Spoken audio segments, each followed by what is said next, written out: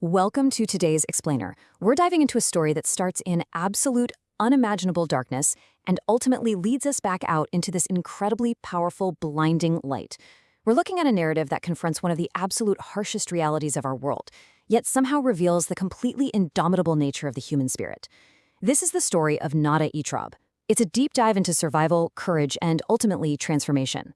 As we walk through this material today, you're going to see how a life that was violently interrupted managed to not only reclaim its own future, but actually rewrite the futures of so many others. She disappeared as a child, and her family feared they would never see her again. Just pause and let the gravity of that quote from the source text sink in for a second. This isn't just some abstract concept, right? This represents a sudden, cataclysmic trauma. Literally one day, a child is there, and the very next, she is just gone. For Nada's family, this was the beginning of an agonizing void, a nightmare where the unknown is honestly almost as terrifying as the reality. It's a profound hook into our subject today because it perfectly captures that suddenness of her childhood being stolen, and the immediate, just heartbreaking stakes for the people who loved her. All right, let's get into it with Section 1, A Child Disappears. So, to truly appreciate the sheer magnitude of what Nada overcame, we really have to understand the violence of her abduction. She was kidnapped and thrust into months of fear and abuse. This wasn't some gradual slipping away. This was a forced, violent separation from everything she knew. It entirely stripped away the safety and innocence that every single child is fundamentally owed. The reality of her situation, as laid out in the source documents, was incredibly stark and brutal. We are talking about the complete theft of her childhood. She was entirely at the mercy of her captors. Every single day in that environment was a day steeped in fear, uncertainty, and horrific abuse. It's a really heavy reality to process, but acknowledging that immense weight is absolutely crucial for understanding the unbelievable resilience that follows. Which brings us to Section 2, Continents of Shadows. The scope of her ordeal was literally a global nightmare. She wasn't kept in a single neighborhood or, even a single nation. Think about the timeline here. Day 1 marks a sudden loss of freedom when she's kidnapped as a child. Fast forward to month 3, she is being trafficked across multiple international borders. She was pulled deeper and deeper into this clandestine global network designed specifically to hide people just like her across vast distances. And then we look at month 6. She's enduring abuse, sure, but she is continuously searching for a chance to escape. This is a massive, crucial detail from our source. Despite the months of forced movement across all these different countries, despite the constant disorientation that would break almost anyone, she literally never lost hope. This timeline isn't just a measure of how long she was captive, it's a testament to her phenomenal endurance. And that brings us to the absolute core of her survival. Resilience. We usually think of resilience as, bouncing back after a hardship, but Nada's story completely redefines the word. In this context, resilience is defined as the continuous search for an escape and the absolute refusal to surrender, even while actively enduring months of fear and trafficking. Her mindset somehow shifted or maybe instinctively anchored itself against these totally overwhelming odds. She maintained this quiet internal strength. She wasn't just surviving the trafficking. Actually, she was actively looking for the cracks in her captor's armor, memorizing specific geographical details, and hunting for any opportunity to leave a trace.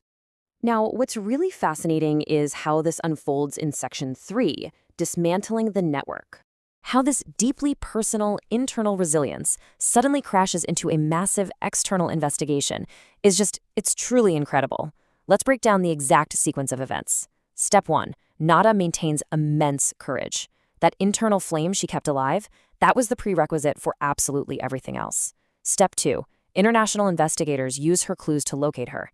The source text specifically points out that she managed to leave subtle markers and convey critical details about the continents and borders she was forced across, which allowed authorities to track the route. She wasn't just passively found, she actively provided the means to be found. And finally, Step 3. Part of the massive trafficking network is dismantled. Because of her bravery, law enforcement wasn't just able to rescue one child, they were able to strike a huge blow against the entire global operation. And here is the ultimate twist in her story. She didn't just survive, she helped dismantle the network. Her resilience wasn't merely about self-preservation, as incredible as that would be on its own, right? It became the actual weapon, the crucial catalyst that international investigators needed to bring down her captors. She flipped the script. She shifted from being the victim of this global network to being the very instrument of its destruction. Let's move into our final chapter, Section 4, Voice for the Voiceless. So, Nada finally returns home, but her story doesn't end with her rescue. She faced the monumental task of rebuilding her entire life after months of profound trauma. Yet, instead of just retreating from the world that hurt her so deeply, which, let's be honest, we would all completely understand, she made a conscious, heroic decision. She turned her darkest experience into a beacon of light for others. I want to read this powerful quote directly from our source material. Her captors tried to steal her future. Instead, she became a voice for thousands who couldn't speak for themselves. I mean, that just perfectly summarizes her transformation, doesn't it? The people who kidnapped her intended to erase her potential, to make her a ghost in a shadow economy, but they failed entirely. She took the agency they tried to steal and amplified it, dedicating her rebuilt life to becoming a fierce advocate for other victims of human trafficking. Thousands. That single number really emphasizes the massive, heartbreaking scale of the issue. Nada was rescued, yes, but the source explicitly reminds us of the thousands of victims who still cannot speak for themselves. This is exactly why her advocacy work is so vital and why her transformation is so profound. She knows exactly what it feels like to be one of those thousands, trapped in the dark, just waiting for a crack of light. And now, she uses her hard-won freedom to actually be that light for them. And that poses a question that I really want you to take away from this explainer today. Nada found her voice. How will you use yours to help those still in the shadows? Her story absolutely proves that even the most deeply entrenched global networks of darkness can be dismantled by courage, resilience, and a stubborn refusal to stay silent. She went from a stolen daughter to a powerful advocate.